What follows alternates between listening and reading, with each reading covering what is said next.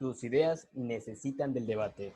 En todo el mundo y a toda hora se concibe grandes ideas que pueden ayudar a hacer la vida de los seres humanos mejor. En este preciso instante, sin sospecharlo, alguno puede tener la solución más efectiva para mitigar significativamente el cambio climático. Una política económica que ayuda a disminuir la pobreza o la política pública más incluyente para grupos históricamente discriminatorios. En este preciso instante, usted, querido lector, puede tener una idea que impacte de manera más positiva y benéfica a su entorno inmediato, incluso algo más allá de este. No obstante, todas esas ideas no llegan a ser valoradas de la misma forma por las personas a las que se les cuenta. Los tomadores de decisiones o personas influyentes, lo anterior puede ser crucial si es que quiere convertir sus ideas en realidad. Uno de los factores que puede explicar esto es la manera en que estas ideas son expresadas y comunicadas al mundo. De nada sirve que pueda tener una idea revolucionaria en el campo al que se dedica o que tenga el argumento perfecto para hacer cambiar de opinión a sus padres, amigos o pareja, si ellos no son capaces de entenderlo o dimensionar el valor de lo que se le dice. Puede llegar a ser igual o más importante la forma en que se dice las cosas que el contenido mismo de las ideas.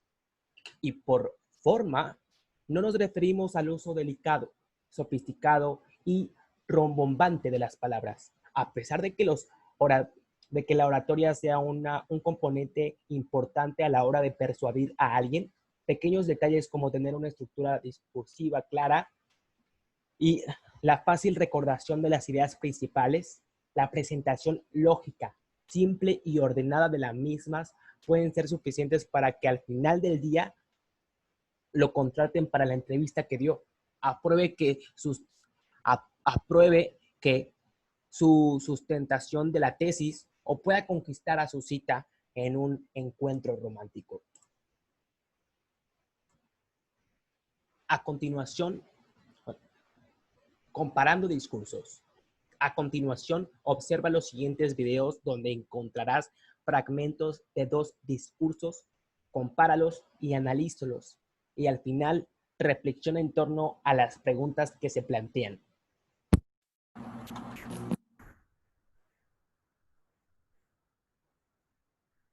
What I remember, above all, about Harvard was being in the midst here, leave of absence from this alma mater. I am pleased to present to you Dr. William Gates.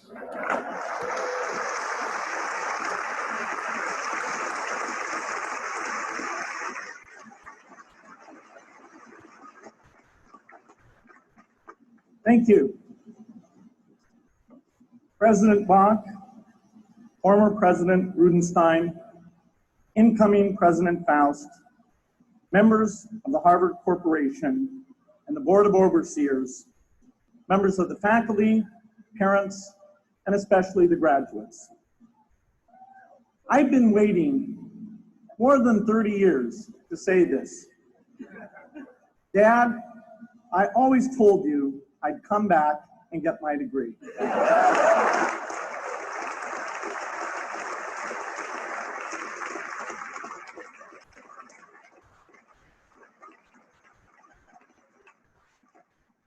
I want to thank Harvard for this honor. I'll be changing my job next year, and it will be nice to finally have a college degree on my resume. I applaud the graduates for taking a much more direct route to your degrees. For my part, I'm just happy that the Crimson called me Harvard's most successful dropout. I guess that makes me valedictorian of my own special class. I did the best of everyone who failed. But I also want to be recognized as the guy who got Steve Ballmer to drop out of business school.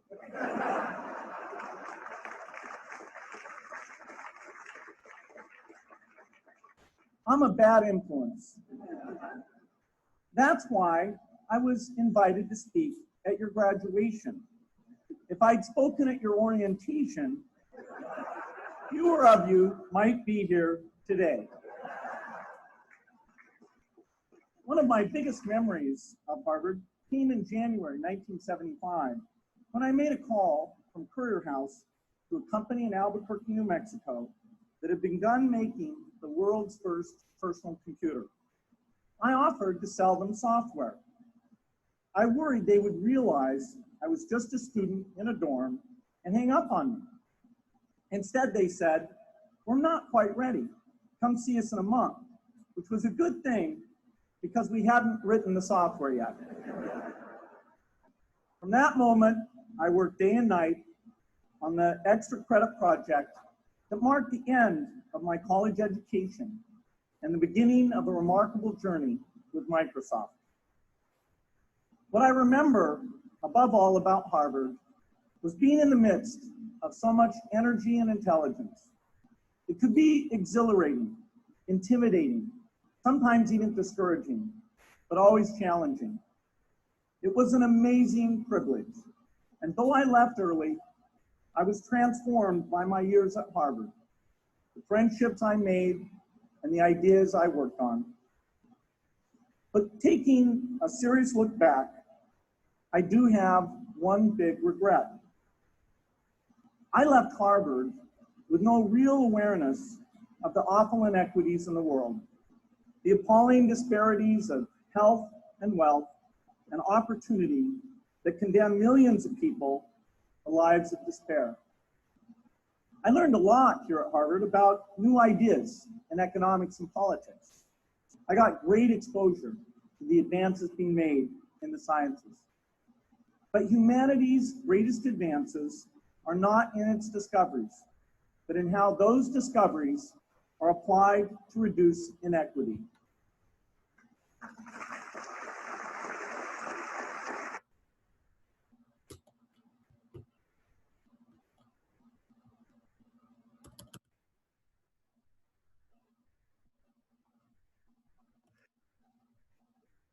You know, happiness is for me a very conformist category. It doesn't, you know, happiness is for me a very conformist category. It doesn't enter the frame. You have a serious ideological deviation at the very beginning of famous proclamation of independence, you know, pursuit of happiness. If there is a point in psychoanalysis, it is that people do not really want or desire happiness. And I think it's good that it is like that. For example, let's be serious. When you are in a creative endeavor, in that wonderful fever, my God, I'm onto something, and so on, happiness doesn't enter it. You are ready to suffer. Sometimes scientists, I read history of quantum physics or earlier of radiation, were even ready to take into account the possibility that they will die because of some radiation and so on. You know, happiness is for me an unethical category. And also, we don't really want to get what we think that we want. The classical story that I like, the traditional male chauvinist scenario. I am married to a wife, relations with her are cold, and I have a mistress. And all the time I dream, oh my God, if my wife were to disappear, I'm not a murderer, but let us say, drop me, it would open up new life for me with the mistress. You know what every psychoanalyst will tell you quite often happens? That then, for some reason, wife goes away, you lose the mistress also. You thought, this is all I want. When you have it there, you turn out that it was a much more complex situation where what you want is not really to live with the mistress, but to keep her as a distance, as an object of desire about which you dream. And this is not just an excessive situation. I claim that this is how things function. We don't really want what we think we desire.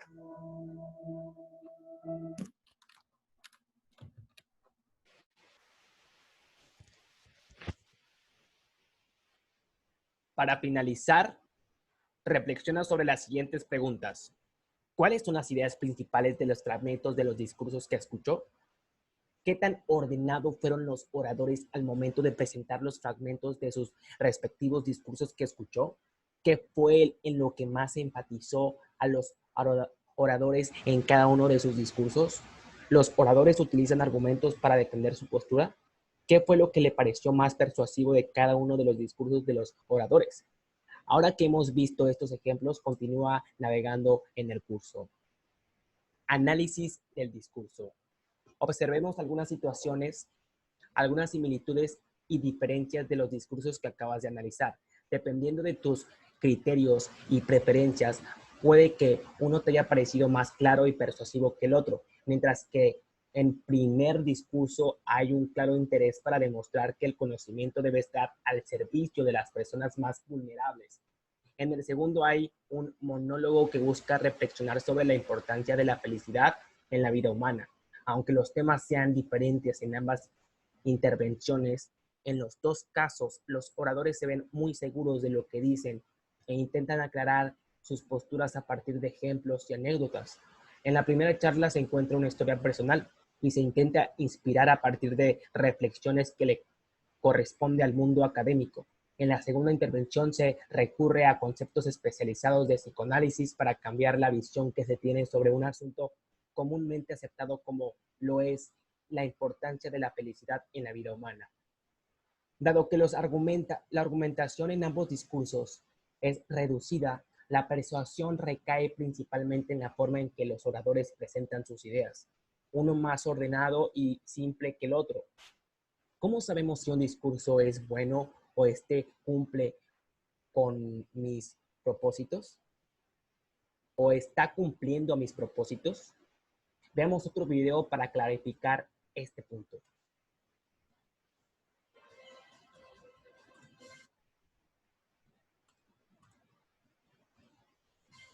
Queridos amigos y compañeros latinoamericanos, creo que los retos que tienen pero son bastante grandes y la propuesta que yo quiero hacer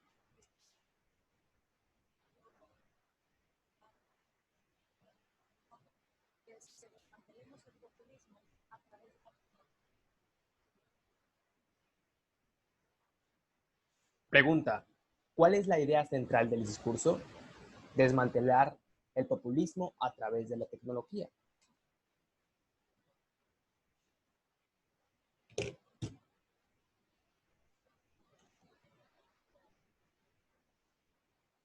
ya el debate de izquierdas y de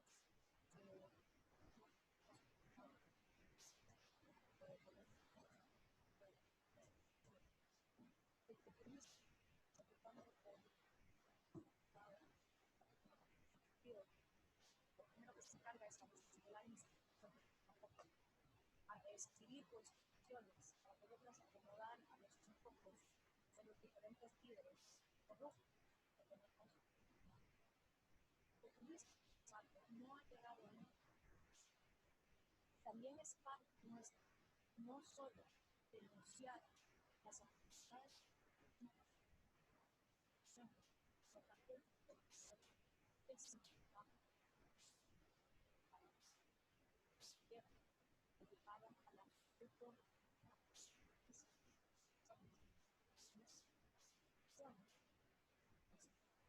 A veces podría pensar que por lo mismo por eso mismo creo que la batalla es contra. Debemos hablar porque es la que realmente garantiza. Hasta este punto es claro la problematización sobre el populismo, pero no la medida específica sobre cómo se va a desmantelar a partir de la tecnología. De ahí que no sea recomendable problematizar de una forma que no esté directamente relacionada con la idea central del discurso. Desde los tiempos ancestrales de la tierra, filósofos como Sócrates vieron la democracia. ¿Y por qué los vieron? Porque hay tres derechos fundamentales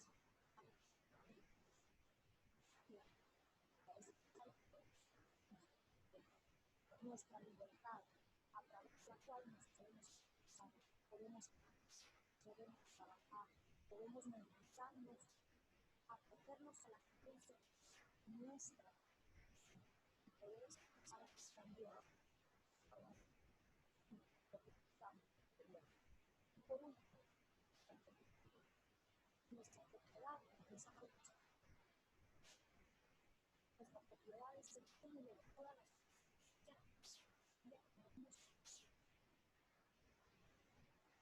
Es recomendable ejemplificar las ideas que se presentan en un discurso. De esta forma se tiene un control sobre la imagen mental que la audiencia se forma con respecto a nuestras palabras y conceptos. Estos derechos pueden existir en cada uno de nosotros sin impedir esos derechos.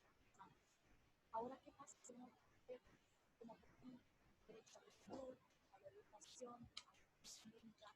Hay una serie de derechos que han existido por poblaciones en cada uno de nuestros países y que no han sido atendidos.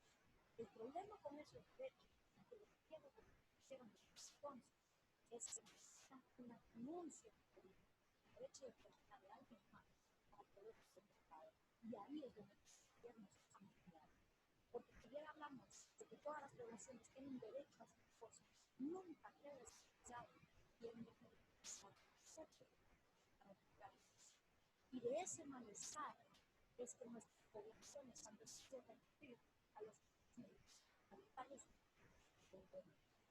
independientemente de nuestra ideología mental, demócratas, debemos conocer que ese es un debate que debe tomar. Y vamos a dar derechos donde vamos. Por ejemplo, eso no puede establecer nuestras poblaciones van a ser interminablemente la respuesta. El debate acerca de cómo garantizar derechos no se relaciona directamente con lo que la emisora del mensaje se proponía explicar al principio del discurso. Dedicar más de una tercio del discurso a problematizar y enunciar diferentes ideas alrededor del tema que se quiere hablar puede terminar confundiendo al receptor del mensaje antes que persuadiéndolo. Evita este tipo de prácticas.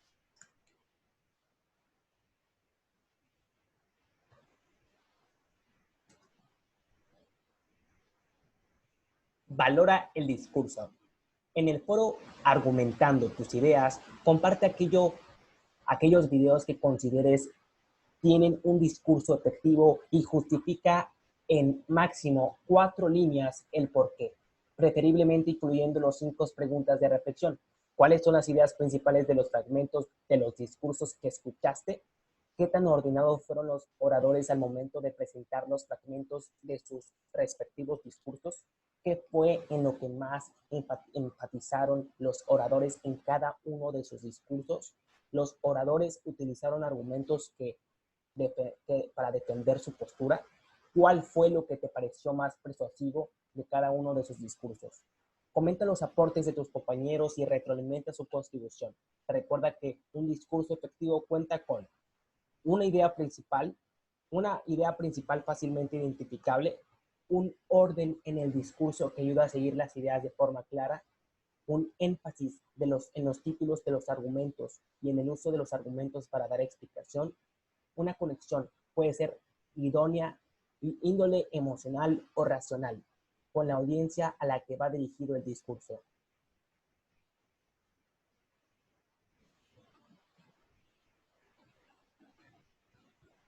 ¿Qué es y no es debate? El concepto debate suele ser usado de manera flexible en la vida cotidiana. Cuando empleamos esa palabra podemos estar haciendo referencia a una conversación entre amigos, así como una acalorada discusión sobre temas políticos, sociales y económicos. En cualquiera de los casos, la ambigüedad del uso del término suele generar malentendido y prejuicio sobre las prácticas, tales como considerar que debate intensifica disputa o que es una actividad netamente destructiva y poco tolerante. Por tales razones, lo primero que se tiene que tener en claro es lo que se entiende por el concepto del debate, al menos desde una perspectiva equilibrada. En términos amplios, el debate es un ejercicio dialéctico en el que obligatoriamente existen dos posturas contrarias que se deben argumentar: afirmación y negación, sobre un tema que suscita dudas, preguntas neutrales. En otras palabras, el debate es una discusión sobre algún tema con posturas claras a favor y en contra, y que se dé en el marco de unas reglas determinadas. Elementos que componen el debate. El hecho de que debate sea un acto comunicacional que puede transformarse en una disciplina con reglas y principios propios permite su utilización como herramienta educacional o metodológica de enseñanza. En ese orden de ideas, es importante identificar los tres elementos sin los cuales no podría haber debate. Tema o mención a discutir. La afirmación de una tesis. Una moción, tema, tesis, resolución en el asunto sobre el cual se discute en el debate. Existen diferentes tipos de mociones y diferentes formas de aproximarnos a ellas. Estas formas variarán según la manera como definamos las palabras más relevantes de la moción y guiarán nuestra investigación en ese sentido. La investigación entonces será diferente según se identifique la moción y por tanto la investigación y la argumentación debe ir orientada a lo que pretende cada moción. Los temas de las mociones deben ser susceptibles de ser debatidos. No puede ser debatido, por ejemplo, una catástrofe, ya que se trata de un hecho irrefutable del cual no se puede estar a favor o en contra, pero sí puede ser debatido, por ejemplo, cómo usar los recursos destinados a contrarrestar la misma. Ejemplos clásicos del debate y discusiones son las siguientes. ¿Se debería prohibir el aborto? Los países en vía de desarrollo deberían priorizar el crecimiento económico por encima del ciudadano ambiental. Los médicos deberían tener el derecho de mentirle a sus pacientes para garantizar el bienestar de aquellos. ¿Se debería preferir un mundo en donde la gente no se pueda enamorar en la adolescencia, sino solamente hasta que sea adulto? Dos o más posturas respecto de él. Uno que afirma y otro que niega o duda. En un debate debe haber una contención de ideas. Por tal razón, debe haber una postura a favor y en contra. No obstante, esto no implica que se deba defender solamente la postura en la que se cree. En debate se tiene la práctica de asignar aleatoriamente la posición que se debe defender. De ahí que en muchas ocasiones las palabras que se comprometen a defender una postura en un debate no necesariamente creen o comparten las ideas que defienden. Lo anterior ocurre porque se entiende dentro de la comunidad de debate que puede resultar útil conocer y explorar posturas en las que en un principio no se cree. Algunas veces orientado con fines pedagógicos y con otros fines competitivos. Formato. Hacer referencia al conjunto de reglas bajo las cuales se lleva a cabo una discusión. Tales reglas pueden ser formales o informales y varias dependiendo del contexto, la finalidad y la cantidad de personas involucradas en el ejercicio. Tipos de debates. A pesar de que existen tres elementos inherentes a la estructura de cualquier debate, la variedad y forma en que se pueden presentar no están para nada limitadas. Lo anterior se debe a que el formato o conjunto de reglas que rigen un debate pueden variar en una infinidad de formas. A continuación se presentan los principales tipos de debate y se hace especial énfasis en aquello que tiene reglas formales y son usadas para el ámbito competitivo. Consulta el siguiente documento para ampliar la información. Debate y argumentación. Tipos de debate. A pesar de que existen tres elementos inherentes a la estructura de cualquier debate, la variedad y formas que se pueden presentar no están para nada limitadas. Lo anterior se debe a que el formato o conjunto de reglas que rigen un debate pueden variar en una infinidad de formas. A continuación se presentan los principales tipos de debates y se hacen especial énfasis en aquellos que tienen reglas formales y son usadas para el ámbito competitivo. Debate en la vida cotidiana. Son aquellos debates que se presentan de manera espontánea en la vida diaria, cuando hay una discusión sobre cómo usar el presupuesto que proyecta realizar o financiar, qué reglas definir, cómo organizar una actividad, entre otras. Existe una alta posibilidad de que se configure un debate. Los requisitos para que una discusión se constituya como un debate son que exista un tema y una postura clara a favor y en contra. La particularidad de estos debates es que suelen regirse por reglas informales o tácticas. Por ejemplo, cuando un profesor discute con sus estudiantes sobre el valor y el porcentaje de las normas de la materia que se está cruzando y hay una clara postura a favor y en contra con respecto al valor que debería tener la nota de participación. Una de las normas tácticas que suelen existir en estos formatos es que el profesor tenga tanto la función de moderador como de orador activo en la defensa de una postura. Asimismo, dado que la sociedad respeta las estructuras jerárquicas en cierto espacio social, en discusiones informales entre padres e hijos o jefes y empleados, las personas con una jerarquía superior o con mayor conocimiento sobre el tema suelen tener un mayor tiempo para intervenir e incluso un mayor número de intervenciones posibles. Dado que lo anterior tiene una afectación de fondo en la igualdad de las posturas dentro de los debates, esto tiene la tendencia a formalizar cuando el tema de discusión se torna importante. Por ejemplo, el debate informal entre un jefe y un trabajador sobre cuánto debería ganar se puede tomar en un debate formal cuando se profundiza en los aspectos de lo que constituye un salario mínimo y las garantías que negocian colectiva.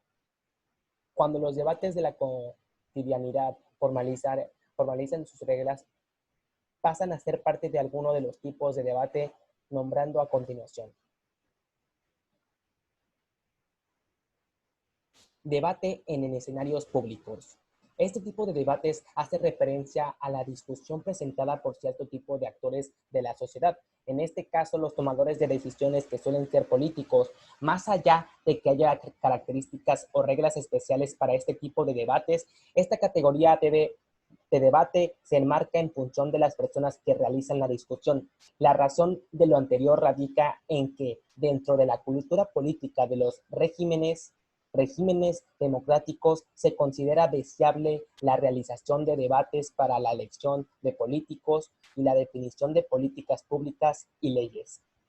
De esta forma, los debates políticos suelen tener como temas de discusión los asuntos más relevantes que deben afrontar una sociedad, como la regulación del sistema educativo y de salud, la asignación de presupuestos a ciertas inversiones públicas y la orientación ideológica que debe preponderar en un periodo de tiempo determinado. Los debates que más sobresalen son los que se dan en el marco de campañas presidenciales o de elecciones de jefe de gobierno, así como los debates dentro del órgano de la rama legislativa. Las reglas de estos debates están estipuladas por la ley o por los moderadores, que generalmente suelen ser periodistas, que se dan en la esfera pública. A diferencia de los debates en la vida cotidiana, en donde las reglas del debate suelen ser difusas y reproducir las desigualdades y diferencias que se ven en las relaciones sociales, en los debates políticos la línea de difusión aparece respecto a las posturas que se toman. Para que un debate se desarrolle de forma óptima, debe existir una clara postura a favor y en contra sobre el tema de discusión. Lo anterior generalmente es relacionado por los políticos como un costo político difícil de aceptar, que conlleva a que los debates políticos tengan posiciones difíciles de identificar. Por ejemplo, en las discusiones sobre el aumento del salario mínimo, los políticos generalmente suelen mostrar una postura ambigua y complaciente hacia ambas partes en contienda para alcanzar un número de votantes mayor, independiente de la orientación política que tengan. Este problema acentúa cuando los políticos o tomadores de decisiones tienen intereses que no desean revelar públicamente y en los debates alcanzan consensos superficiales que no se ven respaldados con acciones. Por último, Lo que también suele ocurrir con público es que no existe realmente disensos sobre temas. Fundamentalmente, si uno un interés, es que no existe realmente disensos sobre temas, fundamentalmente, sino un interés por ocupar los cargos, independientemente de qué tan diferentes sean los propuestos. Solucionar los problemas de seguridad, salud y educación, y los debates no se centran en definir cuál puede ser el mayor curso de acción, sino quién debería estar a cargo. Número 3. Debate en escenario económico, académico. Estos debates son aquellos que se centran en la profundización o reflexión sobre un tema en particular, muchas veces recurriendo al método científico y a la rigurosidad demostrativa para alcanzar la verdad. Estos debates pueden variar en escala y en actores. Bien puede ser un debate académico en el que promueve un profesor de clase con estudiantes acerca de cómo resolver el conflicto árabe-israelí, como el que se presenta entre un grupo de académicos renombrados sobre el impacto de los servicios de bienestar empresariales a los empleados en la productividad del sector privado. En la mayoría de estos debates, la discusión se ve como un medio de generación de conocimiento, así como un espacio de construcción de consensos para realizar avances en la ciencia. Esto se da precisamente porque los temas de discusión suelen ser dinámicos. Lo que puede empezar como un debate sobre cuál es la mejor método de investigación puede avanzar a ser un debate sobre cómo integrar diversos métodos de investigación o un objeto de estudio, cómo vincular los avances tecnológicos en la precisión en los métodos de investigación de las ciencias sociales. Debate número 4. Debate en escenarios competitivos, con formato. Son los debates diseñados para encontrar los mejores argumentos posibles de un tema en el marco de un evento competitivo.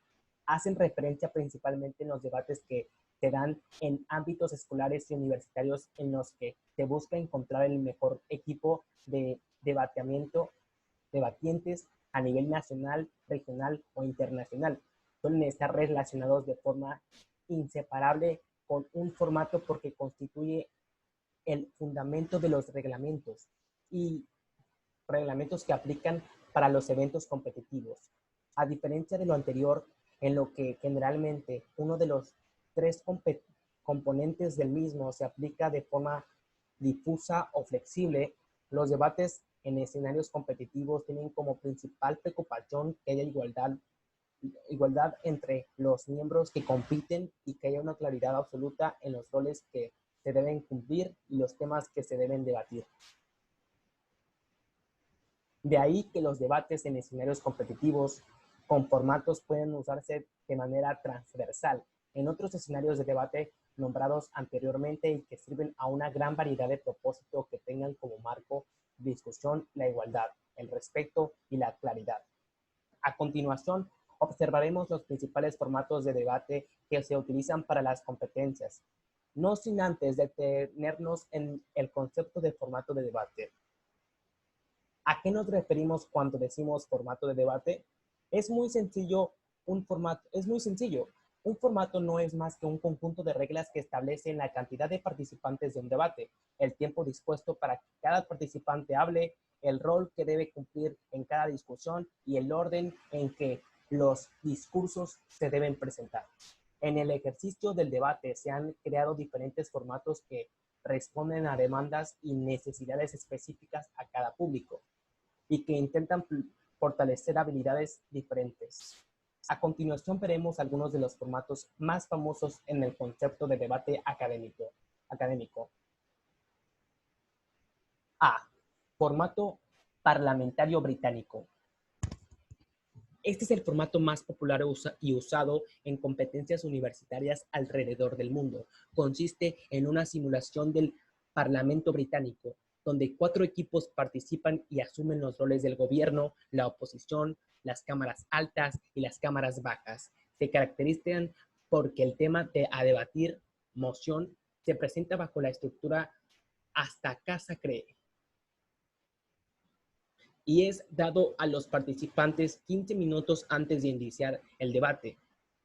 En este formato no está permitido la investigación del tema en dispositivos electrónicos. Los participantes solo pueden valer de material impreso que tengan a la mano y de su conocimiento previo sobre el tema.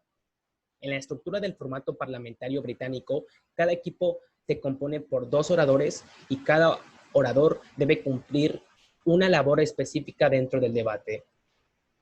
Para esto, el orador cuenta con 7 minutos de discurso, de los cuales el primer y último minuto son protegidos, lo que quiere decir que no deberá recibir interpelaciones, puntos de información, por parte de miembros de equipo contrario.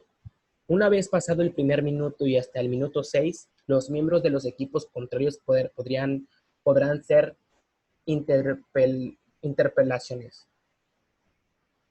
El orador estará en libertad de escoger qué intervenciones aceptará y estas no deberá superar los 15 segundos, según directamente el reglamento. Según dictamine el reglamento, el orador deberá intentar responder ciertas cantidades de puntos informativos. Por lo general se recomienda intentar recibir al menos 2. Estructura del formato parlamentario británico. Cámara Alta de Gobierno, que es el equipo 1. Primer ministro presenta el caso de su bancada y argumenta a favor de la moción. Vicepresidente ministro.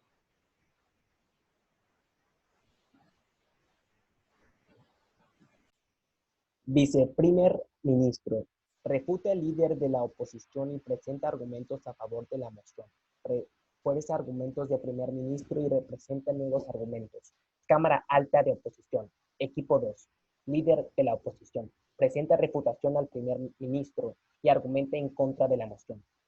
Vicelíder de la oposición. Refuta al viceprimer ministro. Refuerza al líder de la oposición y presenta argumentos. Cámara Bajo de Gobierno. Cámara Baja de Gobierno. Equipo 3. Miembro de gobierno, refuta el vicelíder de la oposición, refuerza los argumentos de Cámara Alta y presenta argumentos novedosos. Cámara Baja de Oposición, equipo 4. OPSI. Látiga del gobierno, refuta el miembro de la oposición, refuerza los argumentos del miembro del gobierno y resume el debate. Pueden presentar argumentos nuevos. Cámara de Oposición, equipo 4. Miembro de la oposición, refuta al miembro del gobierno, refuerza los argumentos de Cámara Alta y presenta argumentos novedosos. Látigo de la oposición, refuta al látigo del gobierno, refuerza los argumentos del miembro de la oposición y resume el debate. No puede presentar argumentos nuevos. En este formato, lo que se evalúa principalmente es la calidad argumental de las intervenciones. Es por eso que la argumentación y refutación son ejercicios esenciales dentro de este formato, más allá de cualquier información o dato específico sobre el tema. El panel de jueces que evalúa este tipo de debates debe valerse únicamente de la información presentada a lo largo del debate y debe considerar cuál fue más pertinente y relevante dentro de la discusión. Además, el panel de jueces no deberá integrar su conocimiento especializado para calificar el debate o determinar posiciones. B. Formato foro público. En este formato hay 2 equipos, cada uno compuesto de 2 personas. Ambos equipos deben presentarse para defender 2 posturas, a favor de la moción, afirmativo, o en contra, negativo. Justo antes de comenzar cada debate se lanza una moneda para decidir al azar qué posición se tiene que defender cada equipo y en qué orden van a participar. El equipo que gane en el lanzamiento de la moneda decide si habla primero o segundo, si es afirmativo o negativo. El equipo perdedor elige entre las alternativas no elegidas por el ganador. Si el ganador elige turno, el otro elige posición y viceversa. En consecuencia, tanto el afirmativo como el negativo puede comenzar el debate. En este formato hay discursos y fuegos cruzados que hacen referencia al momento de preguntas y respuestas entre miembros de ambos equipos.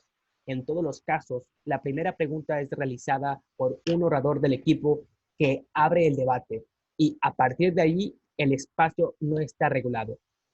Habitualmente quien primero responde, luego de hacerlo, realiza una pregunta propia y así se intercalan. En este formato de debate se anuncia a los equipos cuáles serán los temas que se debatirán, pero no se especifica qué postura tendrá cada equipo, por lo cual se recomienda investigación previa respecto al tema.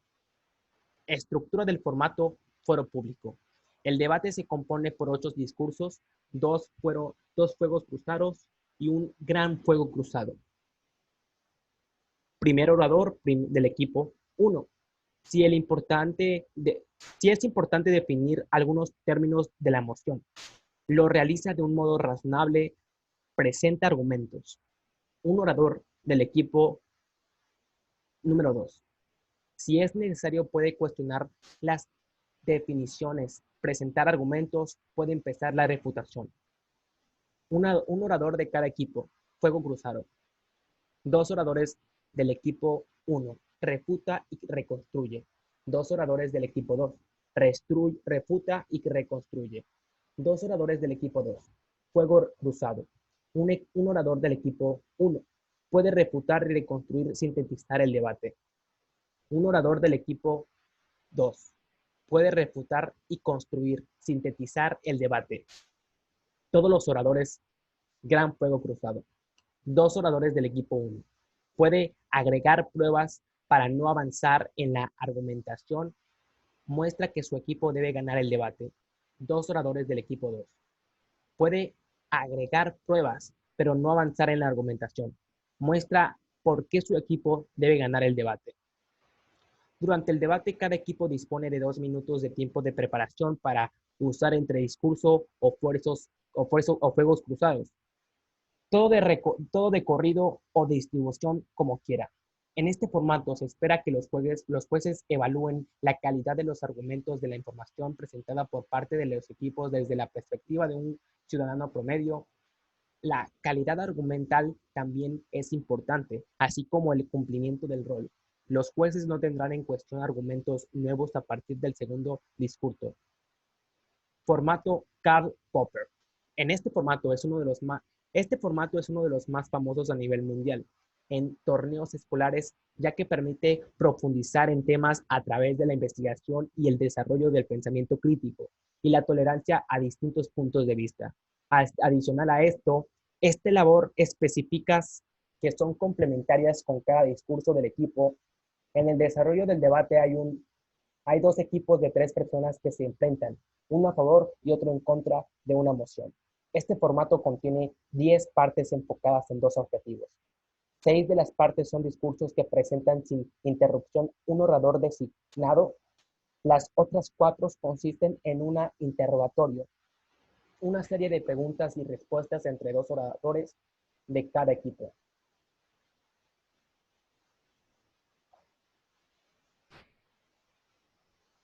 En este formato, los jueces deben tener presente toda la información presentada por los oradores, salvo los argumentos y contenidos presentados dentro de los interrogatorios.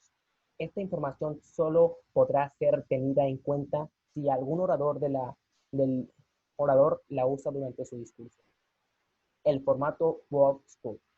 Este formato de debate es utilizado en los mundiales de debate de colegios. En este hay 2 equipos, cada uno compuesto por 3 personas. Ambos equipos deben prepararse para defender 2 posturas, a favor o en contra.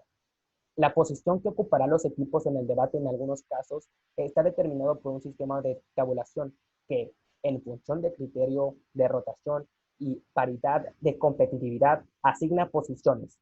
En otros casos, la asignación de posiciones se da por sorteo o por azar. En los mundiales de debate de colegio, algunas mociones son preparadas con un tiempo considerable antes del inicio del torneo y otras son entregadas 1 hora antes del debate.